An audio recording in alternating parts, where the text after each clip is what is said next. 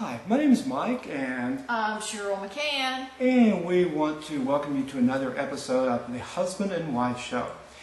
This week, Cheryl has been researching some ways to have fun and get married at the same time. And I know that is kind of common. And you've come up with cruises. And as we all know, weddings can be very expensive. And so more and more people have looked at cruise lines as the one-stop shop for weddings.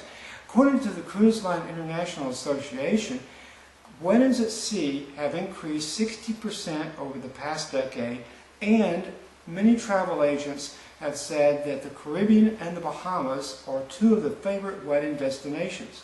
Yes, and not only are brides and grooms going to sea, but they're bringing along their guests with them. According to Norwegian Cruise Line spokesman, a New York bride is planning a wedding in May with 100 guests. So I imagine the cruise line is just loving that. As a matter of fact, a Royal Caribbean survey indicates that 95% of vacationers rated cruises as extremely or very romantic when comparing cruises to single destination vacations. So, Cheryl, why do you think weddings near the sea are so popular? Oh, because of the convenience. The couple has access to wedding planners, there's wedding packages, there's amenities, and the cruise lines have made it very easy. In other words, you don't have to think. You just show up, get married, and have fun, and that's it. That's right. Yeah, and that's right. Pay the bill. Yeah, that's another thing. Right. Speaking of ways that you can get married, is with the help of the ship's captain, who is officially able to marry couples. And speaking of ship's captain, I remember the Princess Cruises, the Love Boat series from many, many years ago, and it officially launched weddings at sea and marriages performed by ship's captains.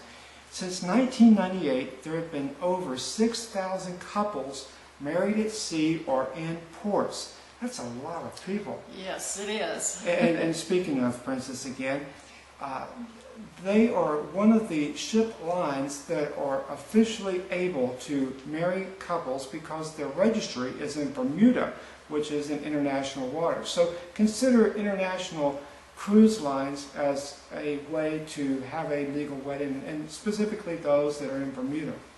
Right, and some other reasons to cruise are honeymoon destinations, vow renewal ceremonies, and engagement parties at sea. Just ask any cruise line and they'll be happy to give you a reason for cruising. Yeah, I don't need a reason, just go. Right.